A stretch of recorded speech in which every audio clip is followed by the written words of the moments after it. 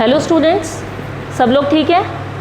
अब अपन जो आज बच्चों स्टार्ट कर रहे हैं अपना, वो अपन स्टार्ट करेंगे अपना वही पृष्ठ रसायन। उसी के अंदर अभी तक अपन एक भाग उसका खत्म कर चुके हैं, जिसके अंदर हमने अधिशोषण अवशोषण के बारे में पढ़ा बच्चों। अब इससे रिलेटेड जो अपन पढ़ेंगे अभी, वो पढ़ेंगे अपन उत्प्रेरक कैटेलिस्ट के बारे में। बच्चों उत्प्रेरक कैटेलिस्ट वैसे सिलेबस से जो है उसमें बहुत कम पार्ट रह गया उसका, या आप कह सकते हो कम हो गया है या हटा दिया है, लेकिन कैटेलिस्ट हमको फिर भी समझना है। क्यों समझना है बच्चों? क्योंकि वो बेसिक चीज़ है। जब तक कैटेलिस्ट नहीं समझोगे तब तक एंजाइम की क्रियाविधि को ढंग से नहीं समझोगे, और घुमा फिरा के अगर आपके मेन एग्जाम में या कॉम्पिटिटिव एग्जाम में क्वेश्चन आता है तो आप उसको अच्छे से बच्चों सॉल्व कर सकते हो। इसीलिए हम लोग बेसिक कैटेलिस्ट को अच्छे से समझते हुए पढ़ते हुए चलेंगे। उनके बीच में डिफरेंस, उससे रिलेटेड क्वेश्चन आप बहुत आसानी से कर पाओगे। Is that clear? अब अपन पढ़ते बच्चों आज अपने टॉपिक के बारे में, जो है अपना उत्प्रेरक या कैटेलिस्ट। ठीक है, अब उत्प्रेरक या कैटेलिस्ट को समझने के लिए अपन लोग क्या करते हैं, सबसे पहले ये देखो बच्चों, अब मैं आपको कुछ रिएक्शंस लिख के बताती हूँ। ठीक है, अब रिएक्शंस आप लोग देखना बच्चों। अगर अपन NaOH और HCl के रिएक्शन करवाएं तो आपको क्या मिलता है बच्चों? NaCl प्लस H2O मिलता है। अब आप देखिए बच्चों, यहाँ पे क्या है, NaOH जो है आपका वो असल में क्या है आपका क्षार, और HCl आपका क्या है बच्चों? अम्ल। अम्ल और क्षार की जब हम अभिक्रिया करवाते हैं तो आपको पता होगा कि दोनों की अभिक्रिया हुई। दोनों की अभिक्रिया होने के बाद बच्चों आपको सॉल्ट मिलेगा, लवण मिलेगा और जल मिलेगा। ठीक है, अब आप मुझे बताओ ये रिएक्शन आसानी से हो रही है? ये रिएक्शन बहुत आसानी से हो रही है। क्या हमें इसमें कहीं पे भी उत्प्रेरक की आवश्यकता है? उत्प्रेरक की आवश्यकता होगी इसमें? नहीं होगी, क्योंकि रिएक्शन क्या हो रहा है बच्चों? खुद से हो रही है। जब भी आप क्षार को NaOH में HCl को मिलाओगे, दोनों को बीकर में लेते हो, दोनों को एक दूसरे में मिक्स कर देते हो, मिला देते हो बच्चों, तो आपको क्या मिलेगा? फटाफट से ये जो उत्पाद है आपके वो मिल जाएंगे। तो क्या हमें यहाँ पे उत्प्रेरक की जरूरत है? नहीं है। ठीक है, इसी तरह से बच्चों AgNO3 होता है सिल्वर नाइट्रेट। ठीक है, सिल्वर नाइट्रेट की अभिक्रिया हमने HCl से करवाई, क्या मिलेगा बच्चों आपको? AgCl। पहले सिल्वर क्लोराइड मिलेगा बच्चों। आपने अगर अपने प्रैक्टिकल करके देखा हो या अगर आप करते हो इसको, तो पहचानने के लिए अपन इसका टेस्ट करते हैं सिल्वर का, तो आपको सिल्वर क्लोराइड का वाइट प्रेसिपिटेट मिल जाएगा, सफ़ेद अवक्षेप मिलेगा। ठीक है, तो बच्चों सफ़ेद अवक्षेप मिलेगा यहाँ पे आपको। तो क्या रिएक्शन के अंदर इस अभिक्रिया में कहीं पर भी आपको कैटेलिस्ट या उत्प्रेरक की ज़रूरत है? क्या हमें इस अभिक्रिया में उत्प्रेरक की ज़रूरत होगी? नहीं होगी। क्यों नहीं होगी बच्चों? क्योंकि रिएक्शन खुद से हो रहा है। तो अगर अपन इसको लिखना चाहे तो ये क्या है? तीव्र गति की अभिक्रिया है बच्चों। कैसी है ये? तीव्र है। ये वाली भी तीव्र है। AgNO3 में सिल्वर नाइट्रेट में अपन HCl मिक्स करा तो आपको क्या मिल गया बच्चों? AgCl का प्रेसिपिटेट। इसका प्रेसिपिटेट बोलेंगे, सफ़ेद अवक्षेप बोलेंगे। जैसे ही आपने मिक्स किया वैसे ही आपको मिल गया, ज़्यादा टाइम नहीं लगा, ये रिएक्शन हो गई फास्ट। इसका मतलब यहाँ पे हमें इसकी कैटेलिस्ट की, उत्प्रेरक की ज़रूरत नहीं है। अब अपन बात करते हैं, एक क्या होता है बच्चों? लोहे पे जंग लगना। पता ही है, लोहे को अगर आप कुछ समय के लिए क्या करो बच्चों? हवा में छोड़ दो। हवा में छोड़ दोगे तो क्या होगा? जहाँ पे बारिश का मौसम है, जहाँ पे हवा है उपस्थित है, उसमें आपका लोहे का कोई भी चीज़ होगी, उसको अगर आपने ऐसे ही छोड़ दिया तो साल भर बाद आप देखो या कुछ सालों बाद आप उसको देखने जाओगे कि भाई वो चीज़ सही है कि नहीं है। क्या होगा? कुछ समय पश्चात उसमें जंग लग जाएगा। जंग लगना असल में होता क्या है? वो भी तो रिएक्शन है, एक तरह की अभिक्रिया है, जिसमें क्या हो रहा है बच्चों कि उसमें पानी की उपस्थिति में आयरन के ऊपर आयरन का ऑक्साइड की परत बन जाती है। जो अपन देखते हैं ना, जंग लगना असल में क्या होता है? आयरन की ऑक्सीजन से अभिक्रिया होकर आयरन की ऑक्साइड की एक परत बन जाएगी, उसके ऊपर लाल कलर की परत बन जाती है। बात समझ में आई? अब ये अभिक्रिया हो रही है बच्चों कितने टाइम में हो रही है? क्या ये 2 घंटे में हो रही है? नहीं। क्या ये 4 घंटे में हो रही है? नहीं। इसको अपन ये भी नहीं कह सकते कि 2 दिन में, 3 दिन में हो रही है, नहीं हो रही। तो क्या हो रहा है बच्चों? यहाँ पे जो अभिक्रिया है बहुत समय में हो रही है, बहुत साल में हो रही है। तो कुछ अभिक्रियाएं जिनके अंदर या तो फटाफट होती हैं, तीव्र गति से होती हैं, या बहुत ही धीमी गति से होती हैं, तो ऐसी अभिक्रियाओं में क्या कैटेलिस्ट या उत्प्रेरक काम में आएगा? क्या उत्प्रेरक काम में आएगा? नहीं आएगा। बात समझ में आई? आप लिखिए इसके अंदर, कुछ अभिक्रियाएं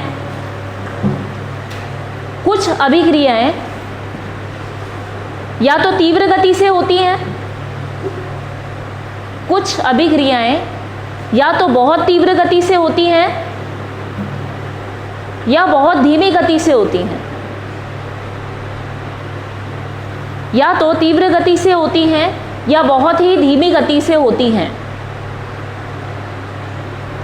तीव्र गति वाली आप ब्रैकेट में लिखना चाहो तो बच्चों लिख सकते हो अम्लक्षार, या उसके नीचे लिख दो, तीव्र गति के नीचे एरो बना के लिख दो अम्लक्षार।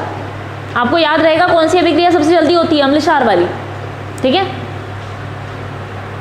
कुछ अभिक्रियाएं या तो बहुत ही धीमी गति से होती हैं या बहुत ही तीव्र गति से होती हैं। ठीक है, इनमें उत्प्रेरक की आवश्यकता नहीं है, इनमें उत्प्रेरक की आवश्यकता नहीं है, इनमें उत्प्रेरक की आवश्यकता नहीं है।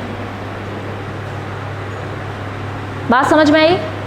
सभी को समझ में आई बच्चों? अपन ने क्या चीज़ कही यहाँ पे कि कुछ अभिक्रिया है, जैसे हमने एग्जाम्पल देख लिए, अम्लक्षार की अभिक्रिया करवाओगे, फटाफट अभिक्रिया होगी, इसका मतलब यहाँ पे आपको उत्प्रेरक की आवश्यकता होगी नहीं होगी, क्योंकि उत्प्रेरक चाहिए ही नहीं, अपने आप ही हो रही है ये रिएक्शन। सेम यही वाली बात बोली अपन ने सेकंड वाले में बच्चों, सेकंड वाले के अंदर भी यही है, AgNO3 HCl में मिलाया, ये भी अभिक्रिया फास्ट हो गई, तो यहाँ पे भी कोई जरूरत नहीं है लोहे पर जंग लगना। ठीक है, जो अपनी तीसरी अभिक्रिया अपन ने कहा लोहे पर जंग लगना, उसको सालों लग जाएंगे, उसमें सालों लग जाते हैं बच्चों इस अभिक्रिया के अंदर। तो यहाँ पे आपको अभी भी कैटेलिस्ट या उत्प्रेरक की आवश्यकता नहीं होगी। ठीक है, तो अपन यहाँ पे कहेंगे कैटेलिस्ट या उत्प्रेरक वो पदार्थ जो अभिक्रिया की गति को बढ़ाता है लेकिन खुद इसमें भाग नहीं लेता, वो क्या कहलाता है? उत्प्रेरक। और उत्प्रेरक आपको अब नहीं चाहिए जहाँ पे अभिक्रियाएं इस तरीके से हो रही हैं। आपको उत्प्रेरक कहाँ पे चाहिए होगा? जिसमें मान लीजिए 4 से 5 घंटे लग रहे हैं। ठीक है, अपन बच्चों बात करते हैं KClO3 होता है। ठीक है, पोटेशियम क्लोराइड बोलोगे, हाइपोक्लोराइड। ठीक है, पोटेशियम क्लोराइड की बात करते हैं अपन, ये वाला जो कंपाउंड है ना इसका, पोटेशियम का क्लोरीन के साथ और ऑक्सीजन के साथ, KClO3 की बात करते हो बच्चों। इस कंपाउंड की क्या कर रहे हो आप? इस कंपाउंड में अगर अपन बात करें तो ये क्या करता है, ये अभिक्रिया करके आपको तुरंत ऑक्सीजन देता है बच्चों। ये जो कंपाउंड दिख रहा है आपको, ये फटाफट से अभिक्रिया करेगा, रिएक्शन करेगा और आपको क्या दे देगा? ऑक्सीजन दे देगा, फ्रेश ऑक्सीजन दे देगा। अब अपन मान लेते हैं कोई कंडीशन ऐसी आई कि जिसके अंदर अपन बता रहे हैं कोई हॉस्पिटल है जहाँ पे आपको ऑक्सीजन की रिक्वायरमेंट है, मरीज को बचाना है भाई, ऑक्सीजन चाहिए, फ्रेश ऑक्सीजन चाहिए, है ही नहीं आपके पास, और आपके पास एक ही इकलौता एक चीज़ बची है जो ये है, ये चीज़ है KClO3 कंपाउंड है, और आपको पता है इससे ऑक्सीजन मिल जाएगी मुझे। लेकिन इस अभिक्रिया को होने में बच्चों इसको ऑक्सीजन निकालने में कम से कम 4 घंटे चाहिए, और हम कहते हैं मरीज आधे घंटे में मर जाएगा जब तक उसको ऑक्सीजन नहीं मिलेगी। सीधी सी बात है, ऑक्सीजन जरूरी है, नहीं मिली आपको 15 मिनट में ऑक्सीजन चाहिए, आधे घंटे के अंदर अंदर ऑक्सीजन चाहिए, नहीं तो मरीज मर जाएगा। अब 4 घंटे की अभिक्रिया में ऑक्सीजन कैसे निकालोगे? क्या करना पड़ेगा? हमें उत्प्रेरक डालना पड़ेगा बच्चों, और जैसे ही आपने उत्प्रेरक डाला वैसे अभिक्रिया तुरंत होगी और आपको अपना उत्पाद मिल जाएगा। बात समझ में आई? तो कुछ ऐसी अभिक्रियाएं जिनके अंदर क्या लग रहा है बच्चों, अपन ये नहीं कहेंगे कि बहुत जल्दी हो रही है या बहुत देर से हो रही है, ऐसी अभिक्रियाएं जो क्या करती हैं, कुछ समय लेती हैं होने में, उन अभिक्रियाओं को अपन क्या करते हैं, उत्प्रेरक की सहायता से तेज कर देते हैं, ताकि क्या हो, फटाफट उत्प्रेरक मिला उन्हें, उन्होंने क्या करा, जो उत्पाद अपन को मिल रहा था 4, 5, 6 घंटे में, वो आपको 15 से 20 मिनट में, या हो सकता है कुछ अभिक्रियाओं में 10 मिनट में ही मिल जाए। बात समझ पाए मेरी? तो उत्प्रेरक उन अभिक्रियाओं के लिए काम में आएगा जिनमें होने में कुछ समय तो लग रहा है लेकिन हमें उत्पाद बहुत जल्दी चाहिए। तो ऐसी अभिक्रियाओं के लिए हम लोग बच्चों क्या करते हैं, उत्प्रेरक को काम में लेते हैं। ठीक है, तो आप सबसे पहले उत्प्रेरक की परिभाषा लिख लीजिए, मैं बोल देती हूँ उत्प्रेरक की परिभाषा नोट करो।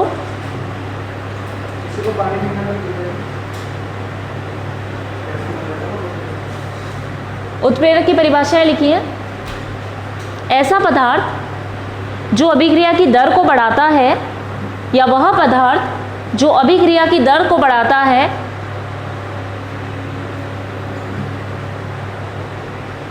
वो पदार्थ जो अभिक्रिया की दर को बढ़ाते हैं पर स्वयं भाग नहीं लेते। उत्प्रेरक क्या हो गया बच्चों? वह पदार्थ जो अभिक्रिया की दर को तो बढ़ाएंगे लेकिन स्वयं भाग नहीं लेंगे। वो पदार्थ जो अभिक्रिया की दर को बढ़ाएंगे लेकिन खुद भाग नहीं लेंगे, उत्प्रेरक वो कहलाने की लिखने की जरूरत नहीं है, सीधा लिख दो कि उत्प्रेरक कहलाते हैं। ठीक है, सीधी सी बात है, समझ में आ रहा है किसकी परिभाषा लिख रहे हैं आप? उत्प्रेरक की परिभाषा लिख रहे हैं। तो वह पदार्थ जो अभिक्रिया में भाग नहीं लेते लेकिन अभिक्रिया की दर को बढ़ाते हैं। ठीक है, और इस तरह की अभिक्रियाएं नेक्स्ट लाइन में लिखना, नीचे नई लाइन में, और इस तरह की अभिक्रियाएं उत्प्रेरण कहलाती हैं। किस प्रकार की अभिक्रियाएं? इस प्रकार की अभिक्रियाएं उत्प्रेरण कहलाती हैं। उत्प्रेरण एक हो गया बच्चों उत्प्रेरक, और इसकी अभिक्रिया जब होगी, जब आप क्या कर रहे हो, उत्प्रेरक काम में ले रहे हो, तो अपन अभिक्रिया को क्या बोलेंगे बच्चों? उत्प्रेरण। बात समझ में आई? किस प्रकार की अभिक्रियाएं? वो अभिक्रियाएं जिनमें आप उत्प्रेरक काम में ले रहे हो उसको आप क्या कहोगे कि वो उत्प्रेरण कहलाती हैं। बात समझ में आ गई? ठीक है, अब कुछ एग्जांपल्स नोट कर लो मेरे साथ। ये KClO3 वाला ले लेते हैं अपन बच्चों, यहां पे देखना।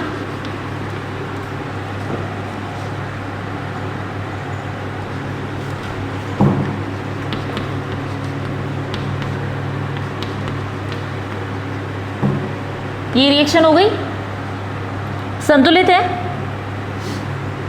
इसके आगे आप टाइम भी लिखते जाना, इसको लगते हैं बच्चों 4 आवर्स, 4 घंटे। हिंदी में लिख देती हूँ, चलो। इस अभिक्रिया को होने में कितने लग रहे हैं? 4 घंटे लग रहे हैं। लेकिन यही अभिक्रिया में अपन क्या डाल रहे हैं बच्चों? उत्प्रेरक मिला दो, मैंगनीज का ऑक्साइड, MnO2 मिला दिया आपने इसमें, आपको मिला बच्चों KCl सॉलिड फॉर्म में प्लस 3O2 मिल गया। अब ये अभिक्रिया आपकी किस में हो गई बच्चों? 15 मिनट में हो गई। दिख गया? मैंने क्या कहा था? मरीज मर रहा है, आपको आधे घंटे के अंदर अंदर क्या चाहिए? ऑक्सीजन चाहिए। अब ऑक्सीजन कैसे मिलेगी? हमें पता है, इसी से मिलेगी। 4 घंटे इस अभिक्रिया को होने में लग रहे हैं, तो हमने इसमें क्या डाल दिया बच्चों? उत्प्रेरक डाल दिया। आपको उत्प्रेरक क्या है? Manganese oxide, MnO2। Manganese oxide यहाँ पे क्या कर रहा है बच्चों? उत्प्रेरक का काम कर रहा है, जिसने अभिक्रिया की दर को बढ़ाया। ये लिखा हुआ है ना, MnO2, मैंगनीज ऑक्साइड। सेम वही ऊपर वाली अभिक्रिया है, लेकिन यहाँ पे अपन ने इसको हीट दी थी, तो हीट देने के बाद नहीं हुआ। फिर आपने उत्प्रेरक डालते ही हीट भी दी, उत्प्रेरक भी डाला। उत्प्रेरक के डालते ही बच्चों आपको यहाँ पे उत्पाद मिल गया, लेकिन उत्पाद जल्दी मिला। ये 4 घंटे में मिला और ये वाला आपको 2 घंटे में मिल गया, सॉरी 15 मिनट में मिल गया। 4 घंटे से 15 मिनट, बहुत जल्दी हो गई अपनी रिएक्शन। समझ में आ गई बात? तो इसी को अपन उत्प्रेरक कहते हैं। और इन्हीं अभिक्रियाओं को, इस अभिक्रिया को जिसके अंदर क्या हो रहा है? उत्प्रेरक की उपस्थिति में हो रही है, उसको आप उत्प्रेरण कहते हो। ठीक है, जो काम में आ रहा है वो तो उत्प्रेरक, और अभिक्रिया कहलाई आपकी उत्प्रेरण। ठीक है, इतना समझ में आ गया। अब आते हैं बच्चों अपन इसके टाइप पे। यहाँ तक क्लियर है? अब चलें इसके टाइप पर, इसके प्रकार कैसे होते होंगे। ठीक है, उत्प्रेरक के प्रकार कैसे हो सकते हैं बच्चों? सोच के देखो। जब अपन बात करते हैं इसके प्रकार की, तो अपन कहते हैं उत्प्रेरक जो है 2 प्रकार से होता है बच्चों। उत्प्रेरक की बात कर रहे हो, ऐसा पदार्थ जो अभिक्रिया की दर को बढ़ाएगा। उसके बाद हमने कहा उत्प्रेरक जो है बच्चों 2 प्रकार का होता है, एक होता है सममांगी और एक होता है विषमांगी उत्प्रेरक, है ना। सममांगी और विषमांगी उत्प्रेरक, और इनसे होने वाली अभिक्रियाएं सममांगी और विषमांगी उत्प्रेरण कहलाती हैं। आप ध्यान रखना, कैटेलिस्ट उत्प्रेरक और इसकी अभिक्रियाएं उत्प्रेरण। वो अभिक्रिया जिसमें आपने उत्प्रेरक काम में लिया उसको आप उत्प्रेरण बोलोगे। ठीक है, यहाँ पे अपन ने बता दिया उत्प्रेरक 2 प्रकार के, सममांगी और विषमांगी। कैसे हुए ये? तो आप ध्यान रखना, यहाँ पे देखिए आप, जैसे मैंने यहाँ पे लिया बच्चों क्रियाकारक। ठीक है, कुछ भी हो सकता है, ABCD, मैंने लिख के बता दिया आपको, सीधा क्रियाकारक लिया। क्रियाकारक से आपको क्या मिल रहा है बच्चों? उत्पाद मिल रहा है। उत्पाद मिलने के लिए हम लोगों ने क्या किया? यहाँ पे उत्प्रेरक डाल दिया कि भाई फटाफट अभिक्रिया हो जाए।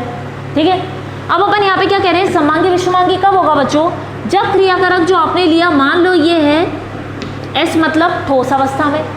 आपको याद हो तो अपन इसकी अवस्थाएं इस तरह से लिखते हैं, ठोस है तो आप लिखोगे सॉलिड, ठीक है, द्रव है तो आप L से बताओगे लिक्विड, या कई जगह पे बच्चों एक्वस भी लिखा हुआ होता है, मतलब पानी मिला हुआ है इसमें। जब भी पानी उपस्थित होगा हम एक्वस से बताएंगे।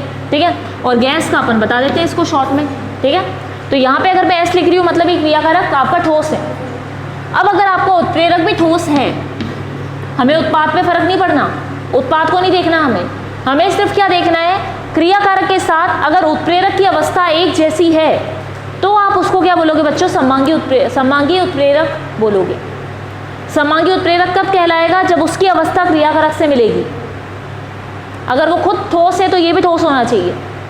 अगर ये लिक्विड है या द्रव है तो उत्प्रेरक भी आपका लिक्विड या द्रव होना चाहिए। ये गैस है तो आपका उत्प्रेरक भी गैस होगा। अगर अवस्थाएं समान है तो जो आपका उत्प्रेरक है वो सममांगी उत्प्रेरक कहलाएगा।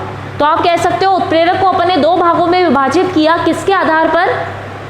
क्रियाकारक और उत्प्रेरक की अवस्था के आधार पर। ठीक है, आप लिखना चाहो तो बच्चों इसको ऊपर ही लिख सकते हो। यहाँ पे लिखते हैं अपन इसकी परिभाषा, सममांगी विषमांगी में उत्प्रेरक को अपन ने विभाजित किया 2 भागों में, तो अपन क्या कहेंगे बच्चों? किसके ऊपर विभाजित किया आपने? क्रियाकारक और उत्प्रेरक की अवस्था के आधार पर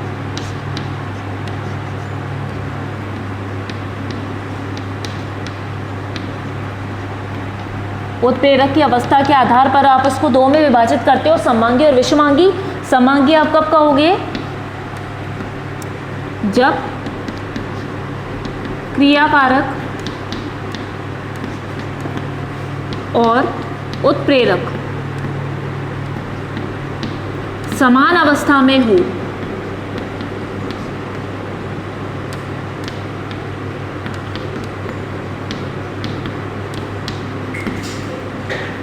समान अवस्था में हो, ठीक है। जैसे एग्जांपल यहाँ पे लिख देती हूँ मैं, यहाँ पे इसको मैं इंग्लिश में ही लिख रही हूँ बच्चों। रिएक्टेंट बता रही हूँ आर, क्रियाकारक समझ जाओगे। आर का मतलब क्रियाकारक है आपका, ठीक है। क्रियाकारक से आपको मिल रहा है पी, प्रोडक्ट है ना, प्रोडक्ट मतलब उत्पाद, ठीक है। कैटेलिस्ट बोलते हैं अपन, उत्प्रेरक को इंग्लिश में क्या कहते हैं? कैटेलिस्ट। उसको सी से बता दिया अपन ने। आर अगर अपना सॉलिड है तो कैटेलिस्ट भी सॉलिड होगा। आर अपना लिक्विड है तो आपका कैटेलिस्ट भी लिक्विड होगा। आर आपका गैस है तो कैटेलिस्ट भी आपका गैस होगा। ये होता है बच्चों समांगी, ठीक है। एग्जाम्पल देख लिया अपन ने। आपका आर मतलब क्रियाकारक, क्रियाकारक जिसके आप अभिक्रिया करवा रहे हो वो अगर आपका सॉलिड है तो ये भी सॉलिड, ठोस ठोस, गैस गैस, द्रव द्रव, समान अवस्था है, ठीक है। अब विषमांगी तो आप नाम से ही समझ गए होंगे। जब अपन क्या कह रहे हैं, उत्प्रेरक क्या कहलाएगा? जब क्रियाकारक और उत्प्रेरक दोनों अलग अलग अवस्था में हो। अगर एक सॉलिड है तो दूसरा गैस, एक लिक्विड है तो दूसरा वाला ठोस हो सकता है, कुछ भी हो सकता है, ठीक है। अब इसको जब आप इसके अंतरों के साथ देखोगे तो आपको और भी क्लियर हो जाएगा कि असल में दोनों में क्या अंतर है। उससे अपन इन दोनों को और भी अच्छे से समझ पाएंगे। अभी सिर्फ अपन परिभाषा लिख रहे थे बच्चों। जब क्रियाकारक और उत्प्रेरक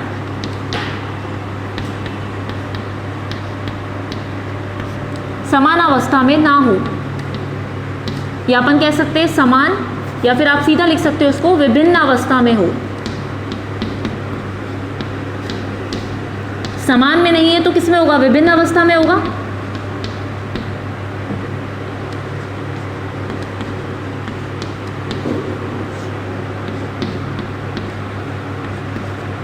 एग्जाम्पल एक ही ले लिया मैंने, एक काफ़ी है, दोनों अलग अलग है। आपका क्रियाकारक द्रव है, कैटेलिस्ट उत्प्रेरक आपका ठोस है, और उससे आपको बच्चों उत्पाद मिल रहा है। बात समझ में आ गई? इतने पॉइंट क्लियर है, ठीक है। अब अपन इन दोनों को अच्छे से समझने के लिए इन दोनों में अंतर देख लेते हैं बच्चों। जितना अंतर देखोगे उतना और आसानी से आपको समझ में आ जाएगा, ठीक है। ये मिटा दूं मैं? यहाँ तक क्लियर है सभी को? ठीक है। और इनसे जो जुड़ी हुई अभिक्रियाएं होंगी बच्चों, उसको अपन उत्प्रेरण कहते हैं। फिर समांगी उत्प्रेरण कब कहोगे? जब दोनों एक जैसे हैं। विषमांगी कब कहोगे? जब दोनों अलग हैं। तो समांगी उत्प्रेरण भी कहते हैं, विषमांगी उत्प्रेरण भी कहते हैं, ठीक है। उनकी अभिक्रियाओं को अपन ये कह देते हैं, और दोनों एक जैसी हैं। ये बात समझ में आ गई ना? समांगी उत्प्रेरक जहाँ काम में आएगा वो समांगी उत्प्रेरण हो गया, जहाँ विषमांगी आएगा वो विषमांगी उत्प्रेरण हो गया, ठीक है। अब इसके डिफरेंस देख लेते हैं अपन अच्छे से बच्चों। एक बार है ना, इसका डिफरेंस देखने से पहले कुछ अपन और एग्जांपल्स अभिक्रियाएं लिख रही हूँ मैं, एक बार देख लोगे तो उसको और भी अच्छे से क्लियर हो जाएगा। इसको साथ साथ नोट कर लेना मेरे।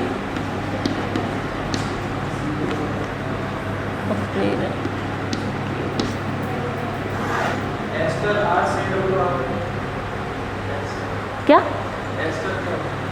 एस्टर होता है ना, आर ओ आर होगा।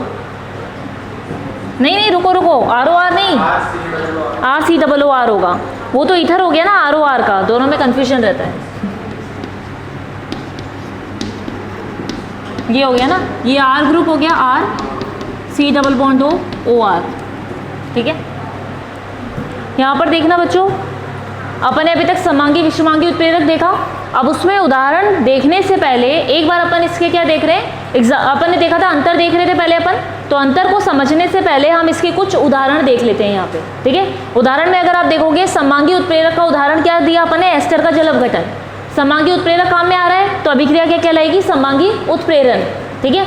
तो समांगी उत्प्रेरण अभिक्रिया में पहला एग्जाम्पल अपन ने एस्टर का जल अपघटन देखा, जिसमें अपन क्या कर रहे हैं, अपन ने एस्टर लिया, एस्टर को पानी के साथ, है ना, वाटर के साथ अभिक्रिया करवाई, पानी के साथ अभिक्रिया करवाई, आपको क्या मिल गए, ये अलग अलग उत्पाद मिल गए। ठीक है, अब ये क्या मिला, एक तो एसिड मिला, एक अल्कोहल मिल गया। ठीक है, अब इसके अंदर अपन क्या देखते हैं बच्चों, HCl अपन ने यहाँ पे काम में लिया, HCl काम में लिया तो HCl से H+ आयन आया। जब आप देखते हो ना बच्चों, अपन यहाँ पे क्या कर रहे हैं, HCl क्या है, कैटलिस्ट की तरह काम कर रहा है, तो HCl में H+ लिखो या HCl लिखो, बात एक ही है, उत्प्रेरक काम में आ रहा है। यहाँ पे अपन को क्या देखनी है, इनकी अवस्थाएं देखनी है। ये भी क्या है, एक्वस मतलब लिक्विड, ये भी लिक्विड, ये भी लिक्विड है, द्रव में है, ये भी द्रव में है। ठीक है, इसको तो एक बार अपन देखते नहीं है, लेकिन ये वाली चीज़ तो हम देखते हैं। ठीक है, अपन ने देखा कि क्रियाकारक अपने द्रव में है तो अपना उत्प्रेरक भी द्रव में है, एग्जाम्पल हो गया।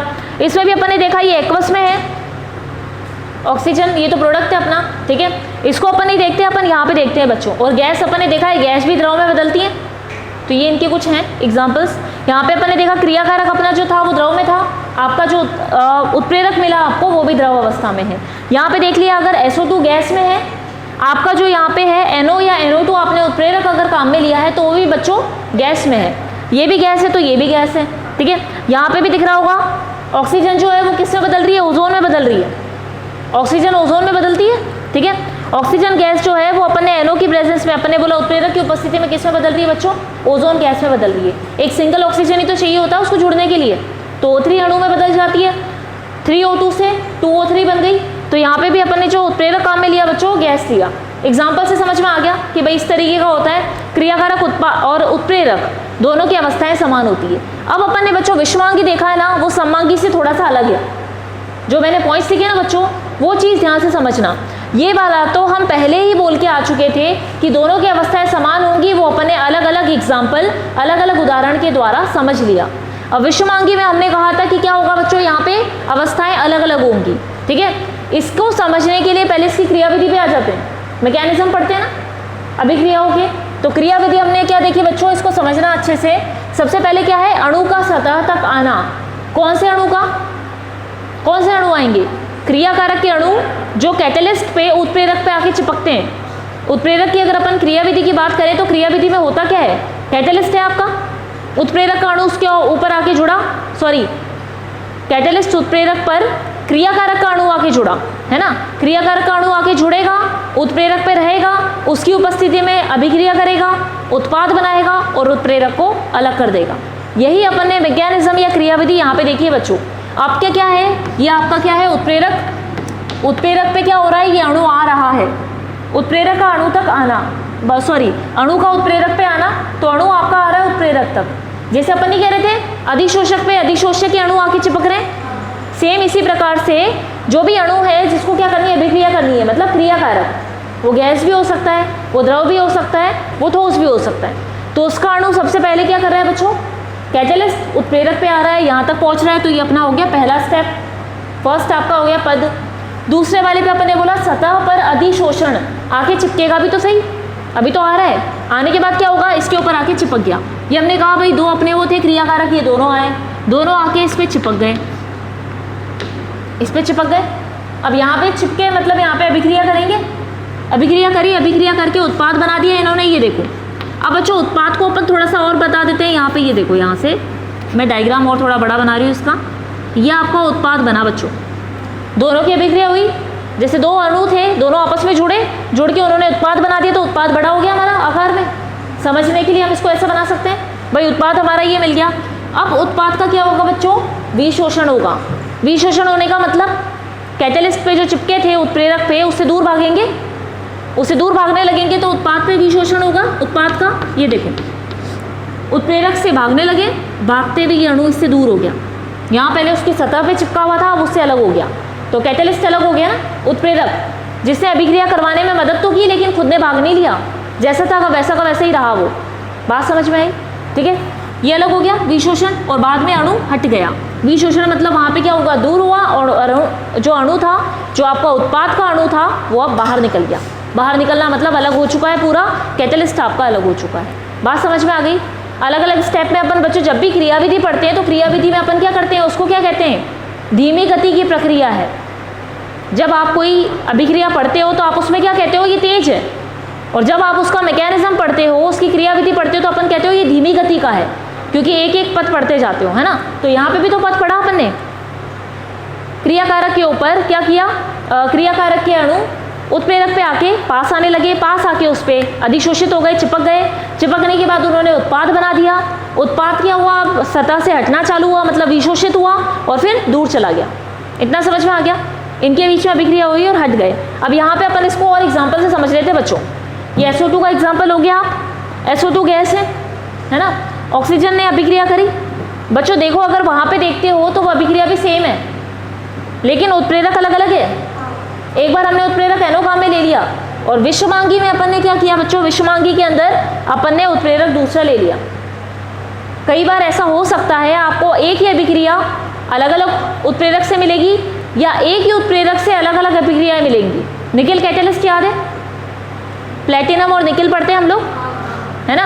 हाइड्रोजनेशन इस तरह के प्रोसेस में, हाइड्रोलिसिस में, कई प्रोसेस में काम में आता है, जहाँ पे आप क्या करते हो, अपचयन करते हो।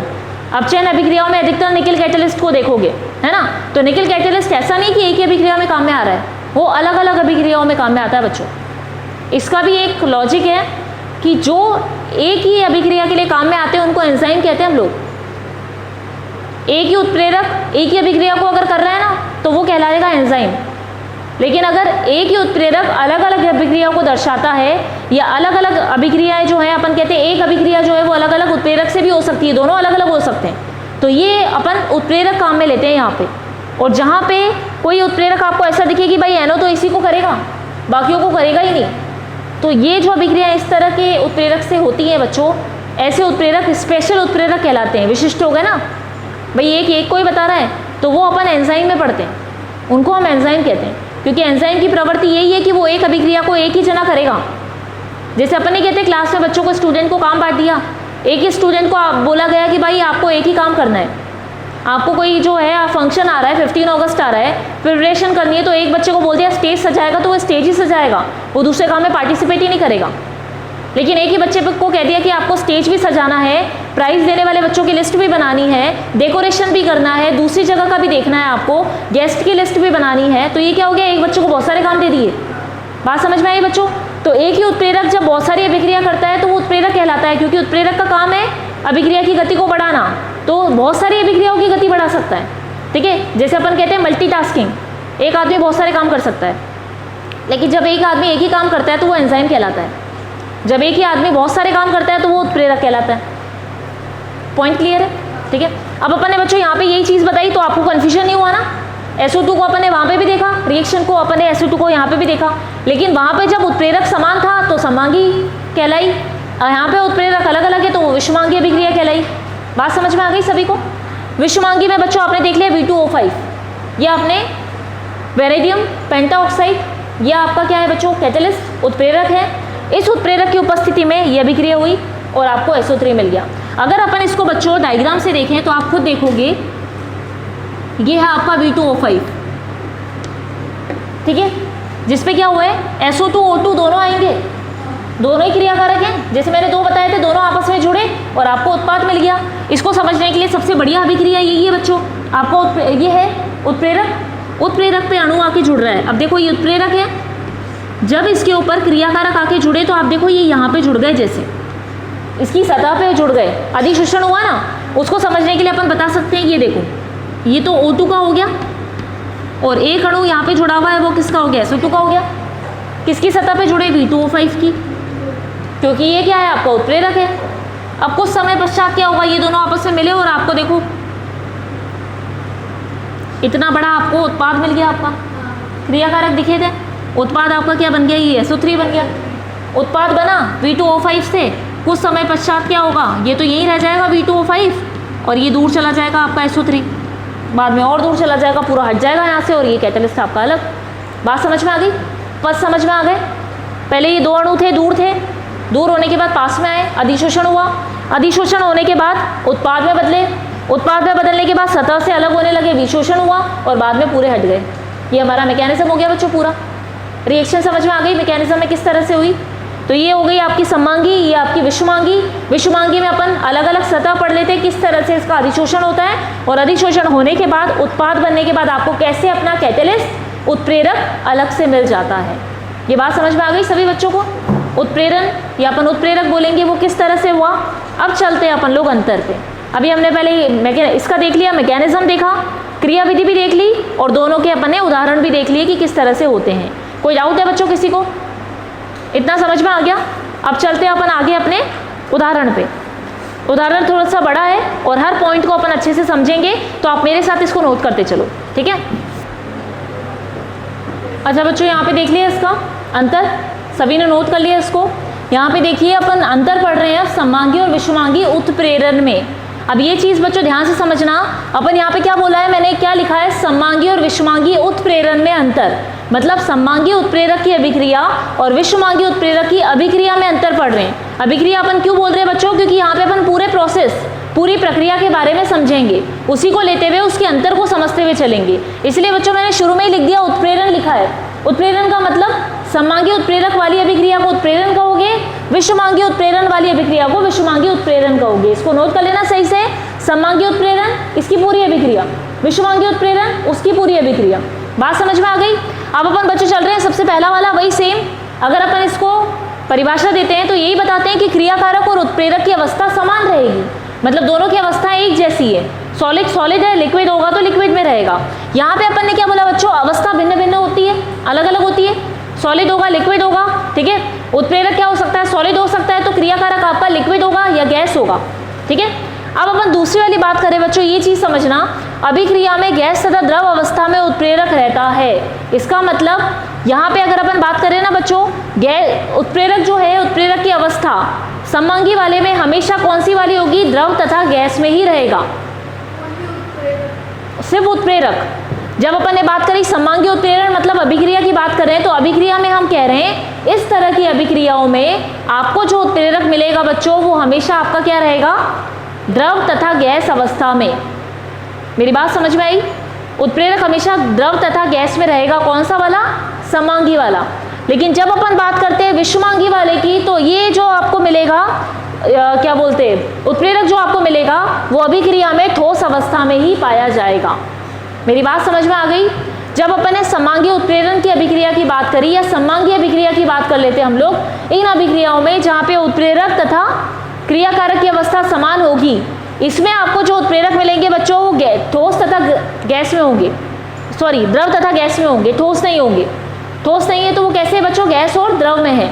लेकिन अपन विषमांगी की बात करें तो हमेशा आपको जो उत्प्रेरक मिलेगा इस अभिक्रिया में वो हमेशा ठोस होगा, वो गैस और द्रव नहीं होगा, वो हमेशा कैसा होगा बच्चों, ठोस होगा। क्लियर हो गया? हमने जो अभी एग्जाम्पल देखा था वैनेडियम पेंटाऑक्साइड का, तो हमने क्या कहा था, वो ठोस है। विषमांगी का अपन ने एक ही तो उदाहरण देखा, उसमें आपने जो उत्प्रेरक लिया बच्चों वो उत्प्रेरक ठोस था आपका, हाँ कि नहीं? जो अभी पिछली अभिक्रिया हमने देखी विषमांगी वाले की अलग अलग उसके पदों के साथ, तो वहाँ पे आपने देखा कि वहाँ पे उत्प्रेरक आपका ठोस था। इसका मतलब विषमांगी उत्प्रेरक हमेशा किस में मिलेंगे आपको, ठोस अवस्था में मिलेंगे, कभी भी वो द्रव अवस्था या गैस अवस्था में नहीं होंगे, ठीक है। विषमांगी है ना बच्चों, एक जैसी अभिक्रिया नहीं होती। क्यों नहीं होती, तो आप इसके और भी देखो, नेक्स्ट वाला टॉपिक देखना और समझ में आ जाएगा। विषमांगी जो होते हैं ना बच्चों, वो इस तरह के उत्प्रेरक हैं जो कि क्या होंगे, क्रियाकारक से भिन्न होंगे, और इनकी सतह जो होती है उसी सतह पर आके क्या होते हैं, जो अभिकारक के अणु हैं वो आके जुड़ते हैं। और ठोस की सतह होती है, द्रव या गैस की सतह नहीं होती। बात समझ में आई? विषमांगी में ही तो मैंने आपको पद बताया, सममांगी में तो बताया नहीं, क्योंकि सममांगी जब द्रव और गैस है तो उनकी सतह तो है नहीं जिस पे आके अणु चिपकेगा। किसकी सतह पे चिपकता है, जो कि ठोस होगा। बात समझ में आ गई मेरी? ठोस की सतह पे आके चिपकेगा, इसलिए विषमांगी ठोस होते हैं, ठीक है। और वहाँ पे अपन ने देख लिया द्रव और गैस होते हैं। अब आप देखो नेक्स्ट वाला पॉइंट देखोगे, अभिक्रिया की दर उत्प्रेरक की सतह पर निर्भर नहीं करती। वही वाली बात आ गई, जब द्रव और गैस आपका उत्प्रेरक है तो अभिक्रिया की दर मतलब कितनी तेज अभिक्रिया होगी वो उसकी सतह पे निर्भर नहीं करेगी, क्योंकि द्रव के अणु भी दूर दूर हैं, गैस के उससे भी दूर हैं, तो सतह हमारे पास है ही नहीं। मेरी बात समझ में आई बच्चों सभी को? अपन ने पहली बात तो क्या कह दी कि ये तो गैस और द्रव में होंगे और ये वाले ठोस में ही पाए जाते हैं, हमेशा ठोस में ही मिलेंगे आपको। अब जब अपन ने कह दिया गैस और द्रव में ही मिलेंगे हमेशा, तो अपन को पता है ठोस और गैस और द्रव की सतह तो हमारे पास होगी ही नहीं। सतह तो आपको ठोस अवस्था में मिलती है, गैस और द्रव में नहीं मिलती, तो सतह ही नहीं मिली तो अभिक्रिया की दर सतह पर निर्भर करेगी ही नहीं। अभिक्रिया अपने अकॉर्डिंग तेज होगी, उसको कोई उत्प्रेरक की सतह से कोई मतलब नहीं है। बात समझ में आ गई? लेकिन यहाँ पर तो है अभिक्रिया की दर उत्प्रेरक की सतह पर निर्भर करेगी, जितना ठोस अवस्था में उत्प्रेरक आपका है और उसकी जितनी सतह उपस्थित है उतने अभिकारक के अणु आके आराम से जुड़ जाएंगे। ये अधिशोषण वाली बात हो गई। जितनी सतह उपस्थित है उतना अधिशोषण होगा। तो यहाँ पे अपन कहेंगे उत्प्रेरक की जितनी सतह उपस्थित है उतनी तेज गति से अभिक्रिया होगी और फटाफट आपको उत्पाद मिल जाएगा। ये बात समझ में आ गई सभी को। अब अपन चलते हैं इसके नेक्स्ट वाले पे। उत्प्रेरक द्रव तथा गैस में घुल जाता है बच्चों आपस में। कैसे? क्योंकि अपन ने कहा एक जैसे ही तो है, सममांगी है।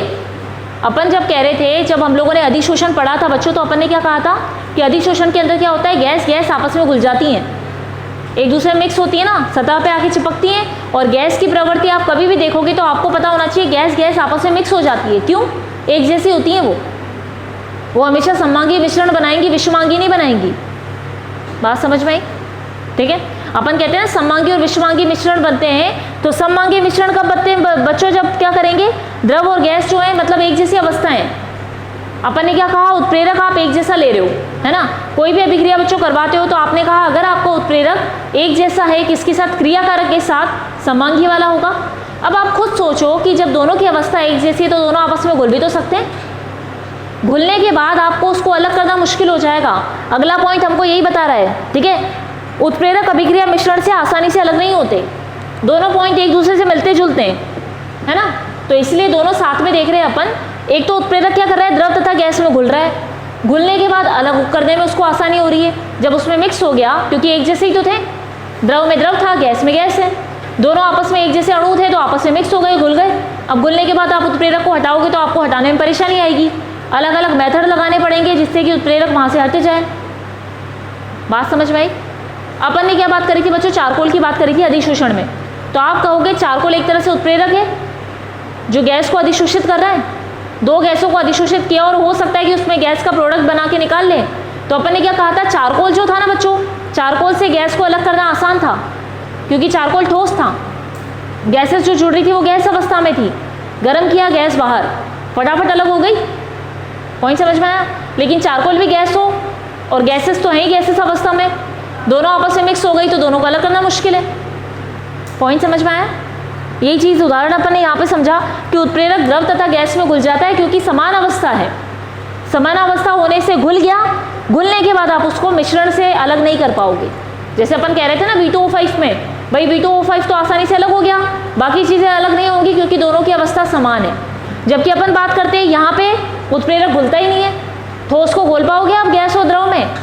ठोस में ही नहीं घुलेगा। ये चीज़ तो हमें पता है। ठोस भी अगर आपका क्रियाकारक है तो भी नहीं घुलेगा।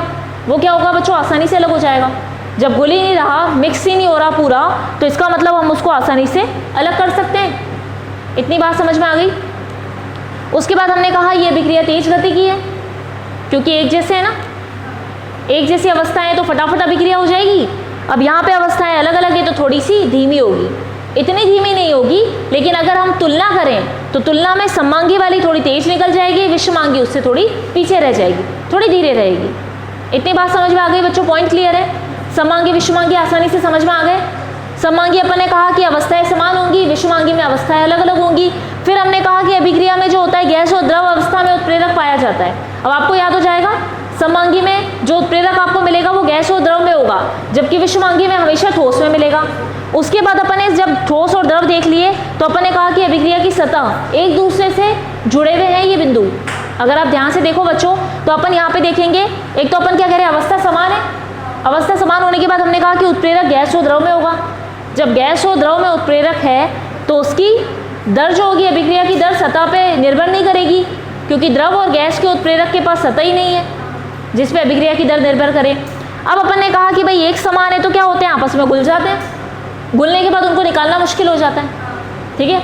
और समान अवस्था है तो अभिक्रिया तेज हो जाती है। अब विषमांगी में भी अपन एक दूसरे से कर लें, अवस्थाएं अलग अलग हैं और जो आपको मिलेगा उत्प्रेरक वो ठोस मिलेगा। ठीक है। अभिक्रिया में ठोस अवस्था में उत्प्रेरक है तो उत्प्रेरक ठोस अवस्था में है तो सतह चाहिए हमको, ठोस की सतह चाहिए जिस पे अभिक्रिया आसानी से हो। ठोस है तो उसकी सतह भी होगी, अभिक्रिया की दर सतह पे निर्भर भी करेगी। ठीक है। उसके बाद अपन ने कहा कि भाई ठोस है तो घुलेगा भी नहीं और नहीं घुलेगा तो आसानी से अलग हो जाएगा।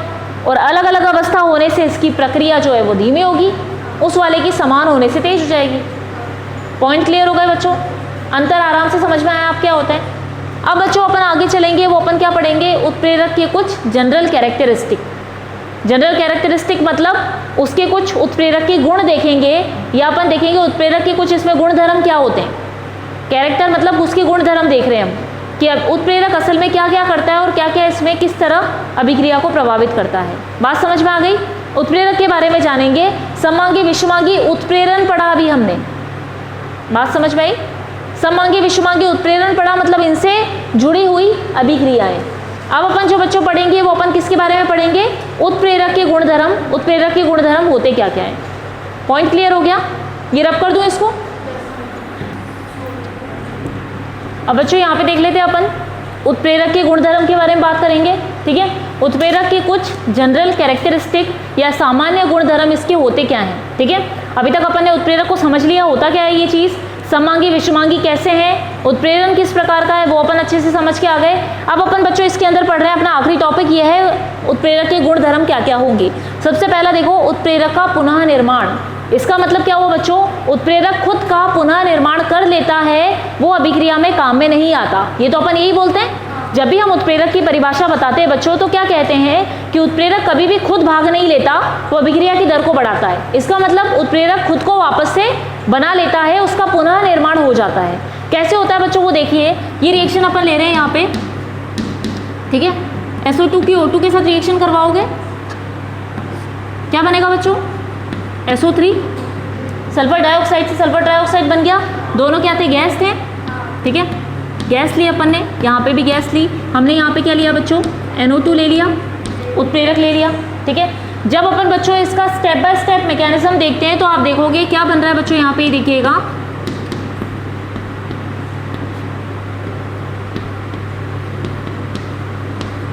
ये अभिक्रिया देखिएगा आप यहाँ पे,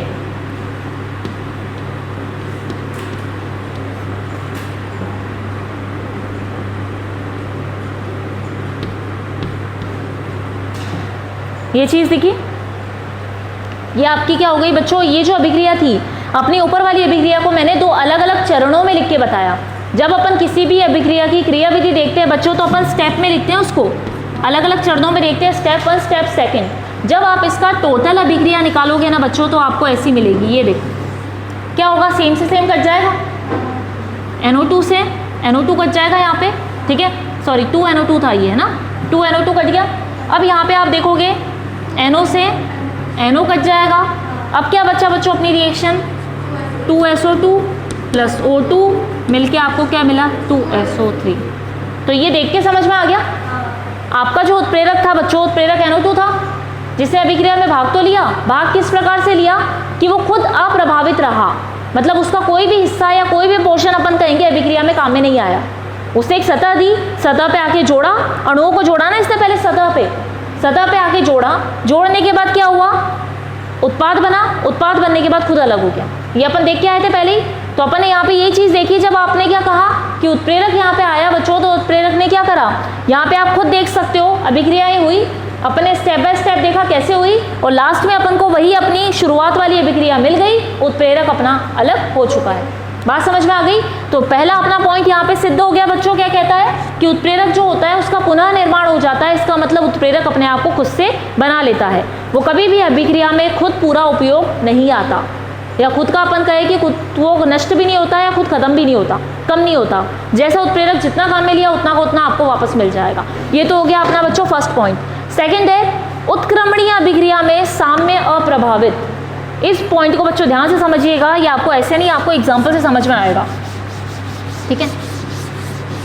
अपन ने क्या कहा बच्चों, रिएक्शन दोनों प्रकार की हो सकती है, रिवर्सिबल होती है, क्या बोलते हैं अपन, उत्क्रमणीय बोलते हैं, मतलब दोनों दिशा में होने वाली, दोनों दिशा में होने वाली। जैसे अपन क्या कहते हैं, ये वाला लिया था अपन ने,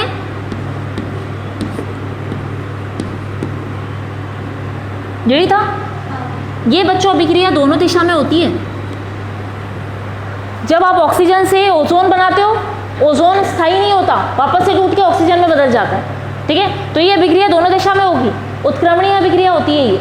तो ऐसी अभिक्रियाओं में अपन क्या कह रहे हैं, साम्य अप्रभावित रहता है। साम्य अप्रभावित रहने का मतलब ये जो इक्विलिब्रियम है ना बच्चों, ये रिएक्शन ये अप्रभावित रहेगा। कब, जब आप उत्प्रेरक काम में लेते हो, क्योंकि अपन ये उत्प्रेरक के गुणधर्म पढ़ रहे हैं। तो आप चाहो तो इसको पूरा भी लिख सकते हो। उत्क्रमणीय अभिक्रिया में साम्य अप्रभावित रहता है कब? जब उत्प्रेरक आपका उपस्थित होगा तब। उत्प्रेरक क्या करता है? अभिक्रिया की गति को बढ़ाता है। तो उत्प्रेरक अगर आप ऐसी रिएक्शन में काम में लेते हो ना बच्चों, तो उत्प्रेरक क्या करेगा? इसकी दर को भी बढ़ाएगा और इधर वाली दर को भी बढ़ाएगा, दोनों चीज़ों को बताएगा। हाँ, दोनों चीज़ों को बनाता है ये। इसको समझने के लिए बच्चों अपन देख लेते हैं। मान लो ये आपका स्कूल है, ठीक है, हिंदी में लिख देती हूँ स्कूल। स्कूल से मान लेते हैं अपन ये घर है आपका खुद का, ये खुद का घर है आपका, ठीक है। ये आपके चाचा मामा कोई भी रिश्तेदार का घर है बच्चों, ठीक है। किसी भी रिश्तेदार का घर मान लेते हैं अपन ये, ठीक है। ये रिश्तेदार लिख दिया मैंने, किसी भी रिश्तेदार का हो सकता है, नानी का हो सकता है, मामा चाचा जो भी आपके हैं क्लोज, उनका हो सकता है। मान लेते हैं स्कूल है, स्कूल से 10 किलोमीटर की दूरी पर आपका घर है बच्चों, ठीक है। सेम 10 किलोमीटर की दूरी पर आपके रिश्तेदार का घर है। चाहे आप अपने रिश्तेदार के घर से स्कूल पहुंचो, चाहे आप अपने खुद के घर से स्कूल पहुंचो, आपको 10 किलोमीटर की दूरी तय करनी पड़ रही है। मान लेते हैं आपको पैदल आना पड़ रहा है, ठीक है, बात समझ में आ गई। अब आप बच्चों अपने घर से या अपने रिश्तेदार के घर से 10 किलोमीटर पैदल चल के आ रहे हो, ठीक है। अब अपन ने क्या किया कि 10 किलोमीटर ही अपन मान लेते हैं इसको, 10 किलोमीटर कह दिया मैंने, अपन और भी कम कर लेते हैं, ज़्यादा चलना पड़ेगा 1 किलोमीटर कर देते हैं बच्चों। 1 किलोमीटर की दूरी है, ठीक है। अब 1 किलोमीटर की दूरी है मतलब आप पैदल चल के आ रहे हो, है ना। पैदल चल के रास्ता ऐसा है कि आप डायरेक्ट नहीं आ सकते, ठीक है। डायरेक्ट आने में कुछ भी हो सकता है, रास्ता खराब है, उबड़ खाबड़ है या दिक्कत आ रही है चलने में, अपन ने कह दिया हम ऐसे चल के आ रहे हैं। या मान लीजिए अपन ने घुमा के कह दिया बच्चों, आपको सिर्फ इतना समझना है, घर स्कूल है आपका, स्कूल से आपका घर और आपके रिश्तेदार का घर क्या है? 1 किलोमीटर की दूरी पे। अब आप 1 किलोमीटर आप चल के जाते हो बच्चों, तो कम से कम आपको कितना टाइम लग जाता है? 10 मिनट। 10 मिनट लग रहा है, 10 मिनट 15 मिनट चलने की स्पीड है। आप जल्दी जल्दी चल के जा रहे हो क्योंकि स्कूल जल्दी पहुंचना है, टाइम पे पहुंचना है बच्चों। सब लोग बहुत दौड़ भाग करके जाएंगे, तो घर से स्कूल पहुंच रहे 10 मिनट लग गए। चाहे रिश्तेदार के घर रुक गए तो भी वहाँ से 10 मिनट लग गए घर स्कूल पहुँचने में, ठीक है। अब यहाँ पे अपन बात करते हैं कि इसी चीज़ में अगर आपके पास स्कूटी आ जाए, आपको एक्टिवा दिला दी घर वालों ने, भाई बहुत टाइम लग रहा है उसको, 10 मिनट लग रहे हैं चलने में, परेशान हो जाता है बच्चा, चलो इसको स्कूटी दिला दी जाए। स्कूटी या एक्टिवा आपने ले ली, एक्टिवा पे आप पहुँच रहे हो बच्चों, तो एक्टिवा पे पहुँचोगे तो क्या हो गया? स्कूल पहुँचो, ठीक है। तो कितना हुआ? जहाँ 10 मिनट लग रहे थे 2 मिनट में पहुँच गए, फटाफट गाड़ी चालू की और पहुँच गए तुरंत, हाँ कि नहीं। तो यहाँ अपन ये देखते थे, अपन यहाँ से बताते थे लो भाई, मतलब यहाँ पे आपको कितने लग रहे हैं? 2 मिनट लग रहे हैं। लेकिन यही रिश्तेदार के घर से भी तो 2 मिनट ही लगेंगे। एक्टिवा पे आप जाते हो तो एक्टिवा असल में हुई क्या? आपका कैटलिस्ट हो गया उत्प्रेरक।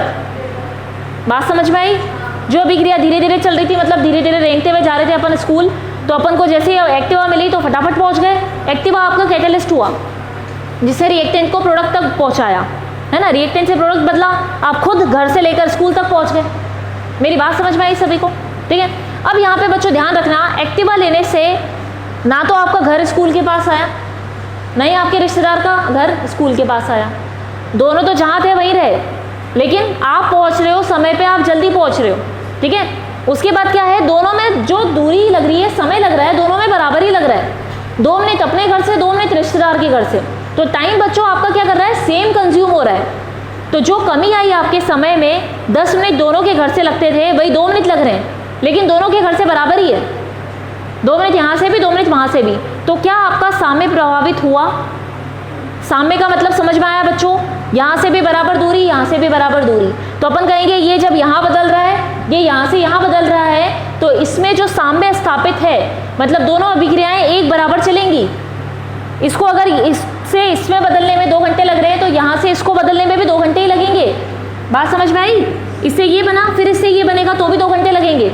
लेकिन अपन ने जब उत्प्रेरक डाला बच्चों, तो उत्प्रेरक ने क्या करा? स्पीड बढ़ाई, है ना, गति बढ़ा दी।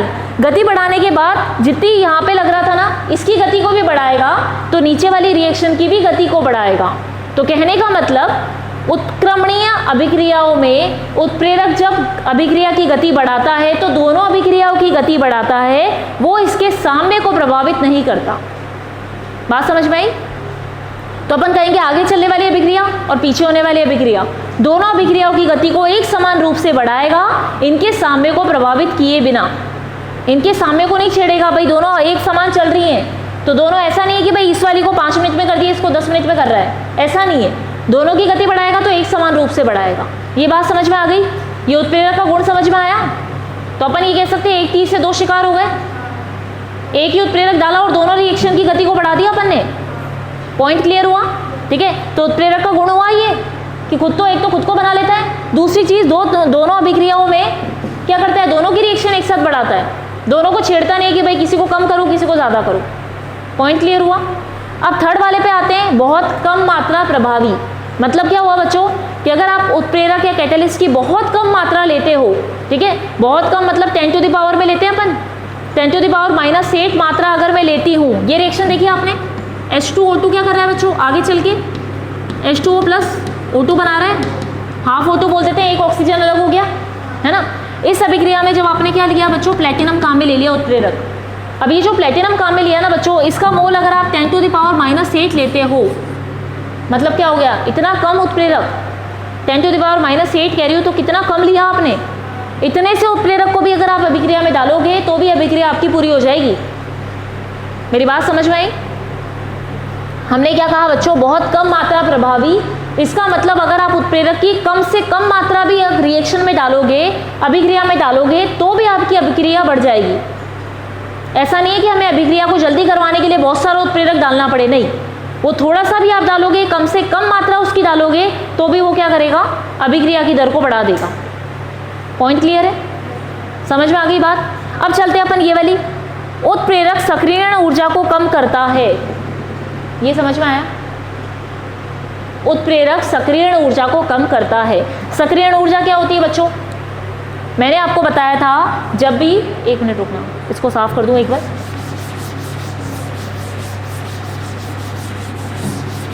आप ये देखो बच्चों, उत्प्रेरक जो है वो सक्रियण ऊर्जा को कम करता है। कैसे कम करता है वो देखना। रिएक्शन हो रही है, H2O2 H2 और हाफ O2 में बदल रहा है। पहले तो रिएक्शन धीरे हो रही थी, उत्प्रेरक डालते ही तेज हो गई, आई मतलब अपन ने उत्प्रेरक ले लिया। अब देखिए क्या आई है ना, आई मतलब आपका यहाँ पे उत्प्रेरक है, ठीक है। अब यहाँ पे देखिए एक रिएक्शन हो रही है उत्प्रेरक के साथ, एक रिएक्शन हो रही है उत्प्रेरक के बिना। इसको जब अपन सही रिएक्शन बनाते हैं तो इसको यूं बनाते हैं, ये ध्यान रखिएगा बच्चों ग्राफ में, ठीक है। अपन ये चीज़ स्टार्ट करी, क्या दोनों में अंतर दिख रहा है? एक रिएक्शन है आपकी उत्प्रेरक के बिना और ये है रिएक्शन आपकी उत्प्रेरक के साथ। अब बच्चों यहाँ पे अगर आप देखते हुए चलोगे तो आपका यहाँ पे क्या है, क्रियाकारक है H2O2 और यहाँ पे आपका जो उत्पाद मिलेगा बच्चों H2O प्लस हाफ O2। यहाँ पे भी सेम यही चीज़ है, H2O2 जो मैंने ये बनाई है ना बच्चों यहाँ से लाइन, यहाँ पे आपका क्या है, क्रियाकारक है ना, H2O2 है और यहाँ पे आपका उत्पाद मिलेगा आपको H2O प्लस हाफ O2, ठीक है। दोनों में मिल रहा है बच्चों, लेकिन अगर आप देखोगे तो इसका कर्व जो है, इसका वक्र जो है ऊंचा है, इसका नीचे है, ठीक है। ये देखो यहाँ पे जो बच्चों ये लग रहा है ना, ये क्या चीज़ है आपकी 73 किलो जूल पर मोल, ये आपकी क्या हो गई, सक्रियण ऊर्जा। और ये वाले जो है ना बच्चों, ये वाली आपकी कम हो गई, ये आपकी हो गई 57 किलो जूल पर मोल। मोल इनवर्स पर मोल लिखते हैं अपन, ठीक है। आपने क्या बताया बच्चों, ये सक्रियण ऊर्जा हो गई। सक्रियण ऊर्जा मतलब क्रियाकारक को कुछ ना कुछ तो ऊर्जा दोगे तभी तो सक्रिय होंगे अणु, तब जाके आपका उत्पाद बनेगा। वही एग्जाम्पल अपन लेते हैं शक्कर की चाशनी। शक्कर के अणुओं को जब तक आप गर्म नहीं करोगे तब तक चाशनी नहीं बनेगी। तो गर्म करना मतलब एनर्जी देना, कितनी एनर्जी दे रहे हो वो अपन ने लिख ली। H2O2 के अणु को तोड़ने के लिए हमें एनर्जी देनी पड़ेगी, ऊर्जा देनी पड़ेगी। वो ऊर्जा जो अपन क्रियाकारक को देते हैं जिससे वो उत्पाद में बदलता है, वो ऊर्जा आपकी बच्चों सक्रियण ऊर्जा कहलाती है। सक्रियण ऊर्जा नाम से समझ में आ रहा है, अणुओं को सक्रिय करने वाली ऊर्जा, उसको अपन कहते हैं सक्रियण ऊर्जा। बात समझ में आई? जो भी क्रियाकारक के अणुओं को सक्रिय करती है ऊर्जा, उसको आप सक्रियण ऊर्जा कहते हो। यहाँ पे बच्चों इसका अपन ने देखा, यहाँ पे कितना मान था, 73 किलो जूल था, मतलब ज़्यादा मात्रा है। तो जब तक आप इसको एनर्जी नहीं दोगे, ये एनर्जी का बैरियर होता है, ये मतलब आप क्या बोलोगे, रुकावट है इतनी जिससे उत्पाद बन जाए। तो ये रुकावट इतनी ज़्यादा एनर्जी की है, इसको जब ये पार कर लेगा, ये देखो ना, यहाँ से इसको यहाँ तक पहुँचना पड़ेगा ना, इतना ऊंचा जाएगा तभी तो बनाएगा उत्पाद, ठीक है। तो इसको पहले ऊर्जा ग्रहण करनी पड़ेगी, यहाँ तक पहुँचना पड़ेगा, यहाँ पहुँच के संकर बनाएगा, मध्यवर्ती अपन कहते हैं ना जो बनता है बीच में, ठीक है, संकर बोलो, मध्यवर्ती बोलो, उसके बाद ये नीचे आएगा और उत्पाद बनाएगा। और अगर आप इनकी ऊर्जा में अंतर देखो तो ऊर्जा में अंतर दिखाता है ये ऊपर नीचे। यहाँ पे क्रियाकारक की ऊर्जा ज़्यादा रहती है क्योंकि उसके पास एनर्जी है। उत्पाद सारी एनर्जी निकाल के एकदम शांत बैठ जाता है कि भाई अब तो मैं बन गया, अब तो कोई दिक्कत ही नहीं है, अब तो मैं स्थिर हो गया, अब तो मैं बन चुका हूँ। बात समझ में आई ना बच्चों? अपन ने क्या कहा, उत्प्रेरक के बिना ये अभिक्रिया को इतना जो इसका रुकावट थी उसको पार करना पड़ रहा था। लेकिन अगर अपन कहते हैं उत्प्रेरक आपने दे दिया, तो उत्प्रेरक का मतलब क्या होता है, अभिक्रिया को जल्दी करवाना। उत्प्रेरक क्या करता है, सक्रियण ऊर्जा कम कर दी उसने, 73 से 57 पे ले आया कि भाई मैं पहले ही तुमको भगा रहा हूँ, भागो मेरे साथ, तो फिर तुमको ज़्यादा और रास्ता क्रॉस नहीं करना पड़ेगा। ठीक है, बात समझ में आई? या फिर आप समझ सकते हो, आप पैदल जा रहे हो, पैदल जाके एक टीले को पार करना है तो आपको समय लग जाएगा, कितनी ऊर्जा लगानी पड़ेगी, खुद को चल के जाना पड़ेगा, तो खुद के अंदर भी ऊर्जा होनी चाहिए, तभी तो चल के जाओगे पहाड़ पे और पहाड़ को क्रॉस करके नीचे उतरोगे। और स्कूटी हो, एक्टिवा हो तो फटाफट भगा ही लो भाई, चलो नीचे उतर गए, एनर्जी कम लगी। यही चीज़ हो गई ना बच्चों, ये चीज़ यहाँ पे अपन ने समझ ली। बिना उत्प्रेरक के आप लोगों को इतनी ऊर्जा तय करनी पड़ रही है, तो उत्प्रेरक होने के बाद जब आपकी रिएक्शन बढ़ गई, जिसकी अपन कहेंगे दर हो गई तेज, या फिर अपन बोलोगे इसकी स्पीड बढ़ गई, तो स्पीड बढ़ने से क्या हुआ, आपको फटाफट कम समय क्रॉस करना पड़ा, कम ऊर्जा को आपको पार करना पड़ा और आपका प्रोडक्ट आपको, उत्पाद आपको आसानी से मिल गया। तो ये चीज़ समझ में आ गई। उत्प्रेरक जो होता है वो सक्रियण ऊर्जा को कम कर देता है। सक्रियण ऊर्जा जहाँ पे ज़्यादा थी, उत्प्रेरक की उपस्थिति में वो कम हो जाती है और आपको अपना उत्पाद मिल जाता है। ये समझ में आ गई बात सभी को? ठीक है, अब अपन आगे वाले में चलें। ऊर्जा अप्रभावित, इसका मतलब उत्प्रेरक जो होता है बच्चों, वो क्रियाकारक और उत्पाद की ऊर्जा को प्रभावित नहीं करता। जितनी ऊर्जा उनके पास है उतनी रहेगी, उसको इफेक्ट नहीं करेगा। इसको समझाने के लिए आप यही ग्राफ देख सकते हो। अगर मैंने कहा क्रियाकारक की ऊर्जा यहाँ तक थी तो उत्पाद की इतनी थी, सेम यही यहाँ पे देख लो, सेम वही चीज़ है। क्रियाकारक की ऊर्जा इतनी है, उत्पाद की सेम वही उतनी है, उतना ही एनर्जी का गैप मिलेगा जितना आपको इस वाले में मिल रहा था। बिना उत्प्रेरक के भी उतना ही था और उत्प्रेरक के साथ भी इतना ही है। इसका मतलब उत्प्रेरक किसी भी प्रकार से अभिकारक और उत्पाद की ऊर्जा को प्रभावित नहीं करता। बात समझ में आ गई? दोनों की ऊर्जा को ये छेड़ेगा ही नहीं।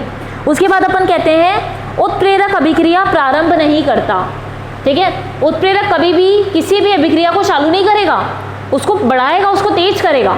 ऐसा नहीं कि भाई उत्प्रेरक आपने डाला तब अभिक्रिया चालू हुई, नहीं तो अभिक्रिया हो ही नहीं रही थी। हमने क्या कहा था, KClO3 लिया था हमने कहा उससे वो आपको फ्रेश ऑक्सीजन तो मिलेगा, लेकिन धीरे धीरे मिलेगा। आप इसको जल्दी बनाना चाहते हो, आपको तुरंत चाहिए, तो आपको उत्प्रेरक डालना है। लेकिन ऐसा तो नहीं है कि अभिक्रिया बिना उत्प्रेरक के हो ही नहीं रही थी, बस हमें क्या करना पड़ता, 4 घंटे इंतज़ार करना पड़ता। अभिक्रिया होती तो सही, लेकिन 4 घंटे बाद होती, लेकिन उत्प्रेरक से जल्दी हो गई। लेकिन यहाँ पे हम ये नहीं कह सकते कि उत्प्रेरक किसी अभिक्रिया को चालू करता है। बिना उत्प्रेरक की अभिक्रिया नहीं होगी, ऐसा कभी नहीं होता। ये बात समझ में आ गई? लेकिन अगर अब हम साइंस पढ़ रहे हैं या केमिस्ट्री पढ़ रहे हैं तो कहीं ना कहीं अपवाद भी होंगे बच्चों, अपवाद भी होते ही हैं जो इन नियमों को नहीं मानते। अपवाद का मतलब क्या हुआ, ऐसी चीज़ें जो कि नियम को नहीं मानती, नियम से अलग चलती हैं, उनको हम अपवाद कहते हैं। और साइंस आप पढ़ते हो तो कहीं ना कहीं आपको अपवाद देखने मिलेगा ही मिलेगा। इसका अपवाद मैं आपको बताती हूँ, लास्ट वाले का, हाइड्रोजन और ऑक्सीजन गैस। ठीक है, हाइड्रोजन ऑक्सीजन गैस को अगर आप 25 डिग्री सेल्सियस तापमान पर एक बीकर में डाल के रखते हो बच्चों, तो ये दोनों आपस में कभी अभिक्रिया नहीं करती, चाहे सालों बीत जाएं। अगर 50 साल तक भी आपने उन दोनों को छोड़ दिया 25 डिग्री तापमान पर हाइड्रोजन ऑक्सीजन गैस को, तो भी वो आपस में अभिक्रिया नहीं करेंगी, जैसी है वैसी की वैसी रहेंगी। लेकिन अगर हम वहाँ पे प्लैटिनम कैटेलिस्ट डाल दें, प्लैटिनम उत्प्रेरक डाल देंगे बच्चों, वो दोनों आपस में अभिक्रिया करेंगी, इतनी जल्दी करेंगी और इतनी धमाकेदार उनकी अभिक्रिया होगी कि वो जो भी आपने कंटेनर लिया, जो भी बीकर लिया, वो फट जाएगा। इतनी तेज गति से और इतनी धमाकेदार उनकी कहेंगे अपन अभिक्रिया होती है। तो यहाँ पे क्या हुआ, ये अपवाद ऐसा है जिसके अंदर अपन कह रहे हैं कि उत्प्रेरक, अपन ने कहा अभी तक उत्प्रेरक किसी भी अभिक्रिया को चालू नहीं करता, लेकिन इस अपवाद में उत्प्रेरक की उपस्थिति में ही अभिक्रिया हो रही है, और ऐसी हो रही है जिससे धमाका होगा। वो अपन कहते हैं ना, कोई चीज़ फट जाती है, धमाके से फट जाना, तो वही होगा यहाँ पे भी, वो धमाके से आपका कंटेनर फट जाएगा, क्योंकि ये उत्प्रेरक जो आप ले रहे हो वो अत्यधिक क्रियाशील है। बात समझ में आ गई? पॉइंट क्लियर हो गए बच्चों सभी को? अब उत्प्रेरक के अपन ने गुणधर्म देख लिए, अपने आप बन जाता है। ठीक है। दूसरा पॉइंट अपन ने कहा कि साम्य प्रभावित नहीं करता, जो अभिक्रिया एक डायरेक्शन में चल रही है और दूसरे में भी चल रही है, दोनों दिशाओं में चलने वाली अभिक्रियाओं को एक समान रूप से गति देता है। बात समझ में आ गई? तो साम्य को प्रभावित नहीं करता। अपन ने देखा बहुत कम मात्रा प्रभावी, थोड़े से थोड़ा भी उत्प्रेरक काम में लोगे तो भी आपकी अभिक्रिया हो जाएगी। ठीक है। फोर्थ पॉइंट अपन ने कहा सक्रियण ऊर्जा को कम कर देता है। जब खुद उत्प्रेरक आ गया तो वो क्या करता है, रिएक्शन को जल्दी जल्दी भगाता है, तो सक्रियण ऊर्जा की आवश्यकता कम हो जाती है, जितनी पहले में चाहिए थी उससे अपन कहेंगे लगभग आधी या कम हो जाएगी। ठीक है। फिर अपन ने कहा ऊर्जा को प्रभावित नहीं करता, अभिकारक और उत्पाद की ऊर्जा से इसको कोई लेना देना नहीं है, इसको सिर्फ अपना काम करवाना है, गति बढ़ानी है और चले जाना है। ठीक है। लास्ट वाले में अपन ने कह दिया कि उत्प्रेरक कभी भी अभिक्रिया प्रारंभ नहीं करता। अपवाद के रूप में हम लोग पढ़ते हैं बच्चों इसमें हाइड्रोजन प्लस ऑक्सीजन। ठीक है। अपन लिख सकते हो हाइड्रोजन प्लस ऑक्सीजन क्या होती है, कभी भी पड़ी रहे बच्चों, कितने देर तक पड़ी रहेंगी ये, तो यहाँ पे आपको नो रिएक्शन मिलेगी, है ना। या आप लिखना चाहो तो इसको लिख सकते हो कोई अभिक्रिया नहीं, कोई अभिक्रिया नहीं होगी। यहाँ पे मैंने कहा 25 डिग्री सेल्सियस। अपन कई बार रिएक्शन बच्चों बताते हैं तो इसके अंदर अपन क्या कर सकते हैं, लाइन के ऊपर अपन तापमान भी लिखते हैं, है ना। तो तापमान लिख के अपन ने बता दिया कोई अभिक्रिया नहीं है। लेकिन अगर H2 + O2 में हम डालते हैं प्लेटिनम PT डालते हैं 25 डिग्री सेल्सियस पे, तो अपन क्या कहेंगे, यहाँ पे विस्फोट हो जाएगा, प्रोडक्ट तो बनेगा नहीं, विस्फोट हो जाएगा, फट जाएगा सब जो भी आप काम में लेते हो। ठीक है।